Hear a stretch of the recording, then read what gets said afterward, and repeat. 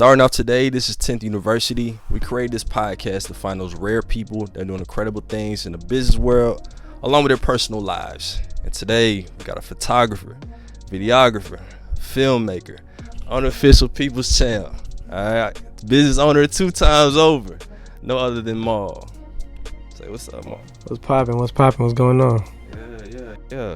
So special guest, I worked with him once. We did a lifestyle shoot again, and he's one of them rare people who's like, man, we gotta sit down and talk, man, because I gotta figure out what's in his mind. He's so cool. It's like, man, I gotta unwrap this brother, you know. For sure. Yeah. So what would you say you're most well known for? I guess it depends on where somebody meet me. Like you met me on the photography realm, where we took photos, and I may meet somebody on the set where they think I'm just like a filmmaker. I may meet somebody at, just one of my other businesses, and so it honestly just depends on where people meet me at. But yeah, we both went to FAMU, so we both Rattlers. Yeah, we out in Dallas, so it's like, man, we got a link, man. It's crazy how I seen you out here too. Cause I just be outside running. I'm like, I seen you. I'm like, yo. I'm like, damn, you went to FAMU, bro. Like, you the same guy? You was like, yeah. And I'm like, damn, that's crazy. I just bumped into you. Yeah, like for real. I'm walking the dog, and I'm just like, man, like I'm out here in Dallas. People recognizing me. I'm like little old me. You know what I'm saying? That's how the world works, dog. Sure. But you said you're most well known for the photography. You said videography as well. What are some of the other things that you're involved in? So I have a snowball shop in Florida. So a lot of people in Florida would know me from that. People who know I own the snowball shop probably don't know anything about photos, because I don't really I guess broadcast stuff. So I don't know. And then like if I meet somebody and they ask what I do, or we talking about something, I'll probably just say whatever pertains to what we got going on at the moment. You know what I'm saying? For sure. Man, I would just tell off camera, we were just saying our personalities are so similar. Cause like we're both like naturally introverted, but in this real world, you got to get out there. You got to, be your own business card. 1000%. For sure, man. So, but yeah, tell me about where's home for you, man. Where's home for Maul? Okay, Pensicola, Florida. That's where I'm from. I feel like people think where they from, where they like born. I say where you from is where you went to high school. Like, that's how I feel, because that's when you start driving. Like, you may be born somewhere or grew up as a kid, you don't know the street names, but when you start driving, you start actually knowing stuff. You start going places, and them real friends. I feel like where you from is where you went to high school at, unless you like in just a rare situation where you might have went somewhere for 2 years, and you know what I'm saying, something like that. But where you grew up, like, it's different where you from. I think where you grew up is where you from, not where you born. Because I was born in Puerto Rico. No, man, you from the island too, man? What? I wasn't born in Puerto Rico, but my I'm half Jamaican, right? Okay, for sure. I remember you saying that. Yeah. My dad was just in the military. I ain't got no Puerto Rican in me though, but yeah, I was born there though. I was about to test your Spanish, man. I'm about to see it, man. Nah, you don't want to do that though. I'm about to test your Spanish, man. But yeah, let's see. Man, you threw me off with that one, man. But nah, like, I wasn't military, but I moved around a lot. So like people think I'm military, and when people ask like where you from, I'm like, do I say Florida? Do I say Alabama? Do I say Mississippi? My grandma lived in Louisiana. I'm everywhere, Like the same, I'm kind of on the same vibe, because I was born in Puerto Rico, then I moved to Mississippi, then I moved to Jacksonville, then I moved to Pensicola, and then all my family from New Orleans though. So I want to get into that too, man. Talking about your business, snowball business, like was it New Orleans style snowballs? Yeah, New Orleans style snowballs. That's when snowballs originated. Don't care what nobody say. I grew up on that. I'm always in New Orleans growing up. That's where all my family from. I'm the only one that's from Florida. So except for my mama's side, everybody on my daddy's side from New Orleans. So grew up on snowballs. You know what I'm saying? Day in Maul's life, like what does that look like? A lot of running around, a lot of answering phone calls, really. Just handling business for real. My day-to-day, you want to know what I just did today? Yeah, let me hear. Let me get the inside scoop. I woke up at 7, went to go work out. Then I walked to a coffee shop. I got a coffee shop near my house, so I walked to the coffee shop, did some work for a few hours. Went home, ate, and then I met up with my dog because he was teaching me something to do on the photo video side, and there's something that he know that I didn't. So I met up with him at this bar.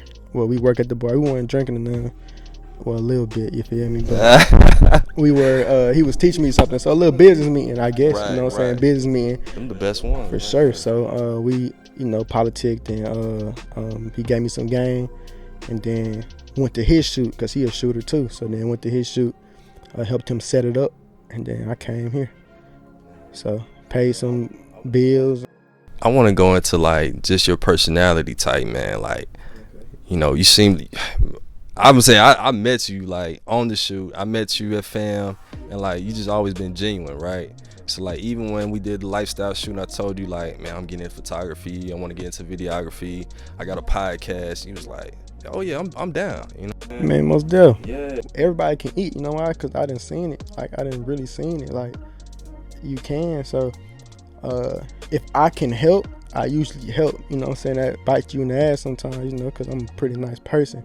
So, nice person get messed over, all the time, but not all the time, because, sometimes it, helping your benefit, but why not? If you can help somebody, why not? You know what I'm saying? If you was like, you trying to get into it, I do this. I can help you out with even just a little something. Little stuff go a long way. You feel me? So, and it's when I started some. Even when I was like, you even invited me to your shoot. He was like, if you want to just come, learn a little something, hold a camera and just like learn just to be in that environment. If I got something and you right there, man, look, come on, let's go do it. I ain't tripping as long as you know what I'm saying. They got if it don't hurt me, then why not? I don't mind. And because when I was starting, I want somebody to do me like that, and they had a few that didn't help me out and did me like that. So I'll be wrong to not give the same courtesy to another person. You know what I'm saying? And there was other people who I wanted to do me like that. Who I wanted to learn from, right? I couldn't. So that's deep, man. I was just about to ask, man, did somebody do that for you? Yeah, man, they got a few cats out there that helped me out definitely when I first started. That's why now I'm so good at studio photography and portrait photography and beauty, things of that nature. I don't even like doing that, you know what I'm saying? But when I was rocking with whoever I was rocking with, at the time when I learned, they got a dude named Vince. They got a dude named Mike. Mike actually live out here now. Them the dudes who they was teaching me stuff. You know what I'm saying? So they would just, hey, come around. I would just come around, hanging out, and I would just learn as I go. And then I got into my own stuff. So I know how to do that. Even when I don't want to do it, I can do it. So. And I like that even now, it's like you're still a student of the game. You gotta be, bro. Just today, like you set time aside to go to someone else's shoot. Yeah. And just like maybe you just picking up on information from him and learning about his craft. But at the same time, you just want to be in that environment. Man, most definitely. You gotta just always learn. You gotta learn. And then I'm gratefully I'm not at that stage no more where I used to just bang YouTube. Be on YouTube 24 hours, like learning. I done got to the point now where I don't have to do that, so I'm not doing that as much. So I do like going, just popping out and seeing how other people do things, and then like if someone knows something I don't, definitely someone close to me, because there's things I teach him, things he teach me. I don't know everything. Things changing so quick these days, more efficient ways. I know how to do a lot of hard stuff. Right now I'm trying to figure out how to do the easy stuff. You know what I'm saying? Shortcuts. So. Man. So my brother mentioned something. He was like, either you're gonna pay with your time or you're gonna pay with your money. For sure. And what he meant by that was like, say he's learning photography or videography. Yeah. That's something I'm interested in. At first I was doing the YouTube man hours. Yeah. Doing the YouTube university, and then finally he was just like, man, you gonna pay with your time or your money? Like, just buy a course. Yep. Yep. And then, but at the same time, sometimes you gotta learn how you structure your time too and do your time, because you might, if you watching them YouTube videos is good, but if you're not going and putting them into effect or doing them, is pointless. You feel me? Yeah. So instead of you watching the video, just go do it. How do I work this exposure or something? Like, go outside and figure it out. You're gonna end up figuring it out. You know what I'm saying? Then you're gonna know. So that's another thing too, because even just get on social media nowadays, it's very easy to become discouraged. I'm a very confident person. I get discouraged. You see certain stuff, you see things. It's hard, you know what I'm saying? But you have to go and try and just go out there and do it. Because you see a lot of people doing all this stuff, and but you just gotta keep going there. That's how you're gonna get better. You gotta just keep doing it. Man, even with the videography, I'm so new at it, man. Like, just from the beginning, it was just like dealing with rejection, or just trying to deal with like somebody told me, he was like, you need more practice before you can work with me. Yeah. And at first it hit me. I was like, wow, that's kind of harsh. Yeah, like what's really going on? Like, you all right? Yeah. But like, it hit me. It was like, I just gotta start. Like, so I'm just fine. Yeah, I mean, and at the end of that, you gotta respect it. I feel like, because that person or whoever they think good may be better than me. You know what I'm saying? And ain't nothing wrong with that. You just gotta be confident in yourself and what you're doing, and just try. And that's why you end up finding people who rock with you, because they wanna, they may like help you record or send you a video, send you a YouTube or something, where there's something showing where it's helping you, or they may want to be your muse one day, you know what I'm saying, something like that. But it used to always be like that. But you just gotta, the best way to come back at them is just to get better, you know what I'm saying? Get better, and then charge their ass, you know what I'm saying? And that's how it go. Yeah, I definitely thought about it. I was like, man, I don't even want to deal with this energy, but I'm gonna keep them there. So when I'm on the rise, like, they can see it. Yeah, for sure. That's all it is, bro. Because then it's like, okay. Because sometimes it just be, harsh reality. That might be true. Your skills might win up the par. You know what I'm saying? So sometimes you got to understand, okay, damn, it's probably not. You know what I'm saying? Something I'm doing. But yeah, let's talk about philanthropy, like giving back, like some of the things that you do. Like, okay, for sure. So with my snowball shop, we do a lot of giving back. So back to school drive, turkey drive, Christmas drive, just random stuff. We do that a lot. But I feel like that's stuff you're supposed to do. Definitely if you're getting money, you know what I'm saying? A lot of people say they're getting money, so it's like you give some of that back, you know what I'm saying? Because without the community, without these customers, you'll be nothing, you know what I'm saying? At least your business will be. So we're really big on that. Like, we're just super huge on community. One time we had a girl working for she worked for us. She went to a high school, and we just gave them, I don't even remember how much money, but a decent amount of money for their prom, you know what I'm saying? We just cashed them a check. Here you guys go. She was just like, hey, I'm on the SGA, I'm on prom committee. We need this amount to do something they were trying to do. We don't even know. We just was like, here, paid for Pine Forest prom or whatever. We can't even name the amount of stuff. It got so crazy. Somebody hit us up one time, and guess what they called us? They called, because the shop numbers are like one of our personal phone numbers. Right. They called and they like, I mean, no one knows who this is, so it's not putting them out. But I'm just saying, like, it was like, they short on rent or something. Some random person just like, they short on rent. And we was like, dang, like, felt bad because we couldn't help them at the time, you know what I'm saying? But that's crazy. That was crazy. That's why I was like, dang, we giving back a lot. Like, people were comfortable to call and ask that. That was crazy. But it just shows how a lot of people out here is hurting, and how a lot of people need help. So when we can, we do. When's your business start? Was it like in the middle of COVID? Yeah, like March 20. Tomorrow is actually the anniversary. It's crazy. Tomorrow is the 3-year anniversary of our first grand opening. Tomorrow, actually, now March 20th, 2021. Okay. Yeah, tell me about like starting that up. Like, you, your brother, your twin. Mm-hmm. Yep. So I got a twin brother, for the people who don't know, but yeah, it was hard work. 24-hour days, no exaggeration. You know what I'm saying? So really just grinding it out, just busting my ass every day. But to see it turn to this is...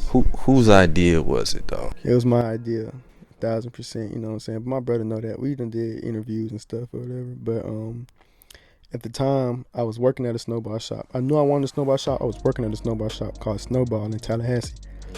Jared Malloy. He's the owner. Shout out to him. Very cool guy. He kind of knew what type of vibe I was on. Like, just when I go to work somewhere, like, just how you carry yourself. Like, you know what I'm saying? So he was asking one day to everybody. You know, we was in college. He like, what y'all want to do? I told him I want a snowball shop. And then he was like, ever since then, he like, yeah, I'll show you extra ropes and shit. So whenever he did something, he explained it in depth to me, you know what I'm saying? And I'm already listening because that's what I want. So then shit, I graduated. I was in school. Too, I was in school. I didn't even graduate yet. I was in school and working at his snowball shop. I had a building. I had my snowball shop in Florida. I was working at his shit. I had a building in Florida already before I graduated college. Like we were building, like you mean like you already had the vision? I had it. I'm paying rent there. Oh wow, you just need something to put there. I just need something to put in there. I already know what I wanted. I already knew what I was doing. I told my mama my senior year, I had a job offer somewhere. I said, Mom, I'm not going. I'm finna try to start my business. She said, go ahead. Oh man, shout out to mom. Go ahead, shout out to her, because I had some partners. I was telling them, man, I want this. I was showing them. I was working at snowball shop. I was working there at the time though. Yeah. I'm like, I want my brother right now actually. Brother, we busy. I was like, I'm finna answer. Oh no, he hung up. I told one of my partners, man, I want one of these. They was like, you want one of these? I was like, yeah. They said like an actual snowball shop. I'm like, yeah. They ain't see the vision. They was like, they ain't see it, bro.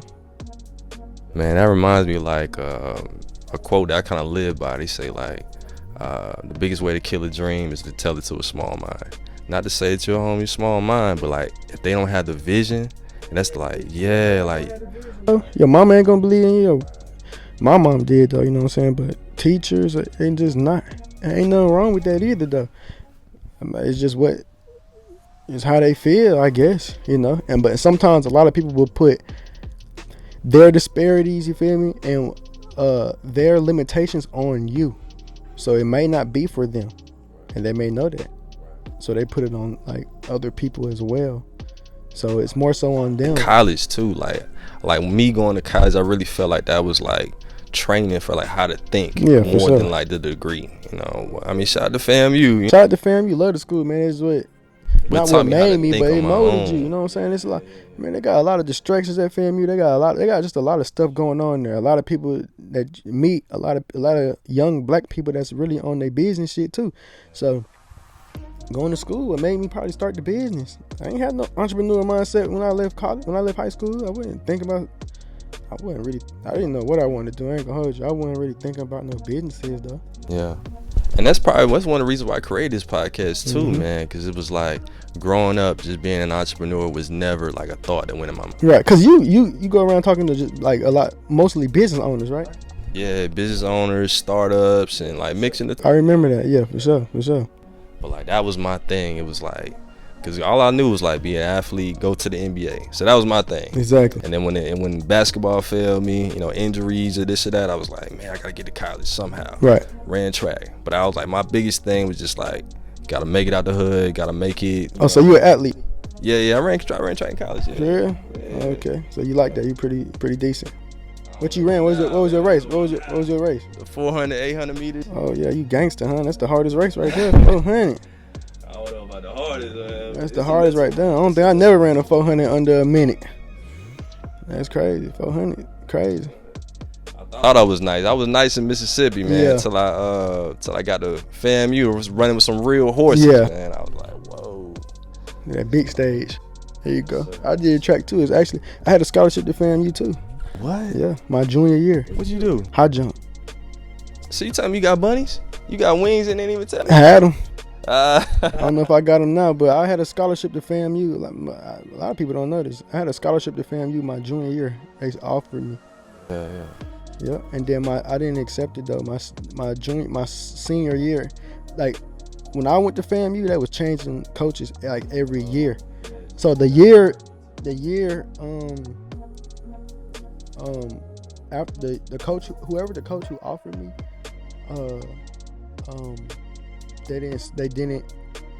they left or got fired or whatever happened to them. So then senior year was a different coach, and then they weren't rocking with me. Cause I did worse. My junior year was the best year I'd had.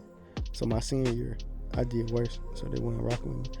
I thought I ain't take it to FAMU because I thought I was gonna go somewhere crazy. I played. But yeah, let's talk about the things that you like your mentoring, like speaking to the kids. I seen you in Las Vegas, like what was going on for people that don't know? Okay, so ain't really a mentorship program. We might get it together because now people are asking us to basically like take their kids in for a summer, things. So a kid's like me and my brother just because we're young. Right. We got tattoos. We talk to them probably how, you know what I'm saying? Just we don't look like a regular person come to their school to read or to talk to them, Relatable. We definitely relate to them. So, yeah, we got a children's book. Oh yeah, so we're authors as well. We have a children's book that we wrote. It ties into our snowball shop. So within that, we go to schools and read to their children. You know what I'm saying? Yeah, just with that just comes with mentoring kids, not on a, I guess, official level, but they're coming to the snowball shop and they like kids be remembering. Like one time, I was at the snowball shop. The girl came in, Dad, I know. He thinking her daughter just talking like, you don't know that man. And she like, yes, I do. He came to my school. I know him. Man, it's like you never know the moments, like how much they mean to people too, man. Cause like I remember when I was at FAMU, shout out to Dr. White. He told me, he was like, man, you should do our science mentoring program and really just speak to the kids. And like for me, he was like, why me? He was like, because you talk the way you talk, like you just a real person. Like they need to see a change of pace, right? To show that you can be authentically you, for sure, and still have a good heart and still be about your business. 1000%. I think that's just what it is now. Like kids just got to see something different. You know what I'm saying? Like they see me and my brother looking the way we do and coming there and they like, man, I want to have a business. I want to do that. I want to do this. So now you're just putting that in the kids' minds, is letting them know that they are able, you know what I'm saying, that they can do it, because a lot of folks don't think they can. So, that's deep, man. And like I know, like we so young, man. Like I'm 26. How old are you? Okay, I'm 26. 26. So we both 26, man. And I just can see us in the future. Like we gonna be able to throw that ladder down and say, this is how we did it. Man, for sure. This is some of the steps you should take. Blah blah blah. Or like maybe not. It's just like this will work for me. 1000%. At least just give you the tools to do what you want to do with that. You know what I'm saying? You ain't got to do exactly this. You ain't got to do exactly that. But the tools that we trying to teach people and we want to teach people is tools that can succeed in anything. We're teaching people basic things. You know what I'm saying? Just basic things for them to achieve in whatever field they want to. Yeah. Man, I want to see a master class or something with you, man. Yeah. I want to see that. We got some online helping people open the snowball shop though. So we won't speak too much about it, but it's there. Some few people got it and wondering what stages they in right now. But yeah, things of that nature we do. I could tell you had a vision, man, because man, they really didn't want this podcast to come out. They did. Last time we done got scammed. They had us way in DeSoto, and right. And just after that, it was like there was another dessert shop, and I just seen the vision. Like my eyes lit up. He was like, "Oh, they're doing this, they're doing that." And so, nah, that was crazy, and it's cool how that happened too. That was a blessing in itself. Stuff like that happened. We got some seafood, a seafood truck, that was straight. And then the snowball shop, I had to actually chop it up with them. I actually spoke with the owner for a bit. Yeah, so cool. That's deep, man. So one thing we do on this podcast, we always ask our guests what is one way that they help serve people. And that's a big reason why I brought this podcast back. It was like, I just got to have a way to give back. Yeah. Whether it's, me saying ideas or me building somebody up to the next level, like, I just want to give. That's my biggest thing. 1000%. Yeah. So what's one way that you help serve people? Probably just being someone that someone can look up to. Being that person. Because a lot of people all the time, like, they come in, they ask us how we got to where we at, like kids, you know, where can I be? So really just being that role model, and then giving back, kind of being an example, showing people what they can do, how to do it, and being cool at the same time. Well, it's been a pleasure getting you on here, man, and you know, we made this vision come to a realization. Again, they didn't want us to win. They didn't want us to win. But yeah, man, it's been awesome, man, and you know, we're gonna be in contact. Yeah, for sure. You definitely got to come with me on one of my shoots, or even if it's just on some personal vibe, like you finna shoot one day, or you trying to, or you know, just let me know. I'm always down to help, bro. For sure, man. Really, off camera, on camera, off camera. Like I really, like, you know that though. I already know. 1000%.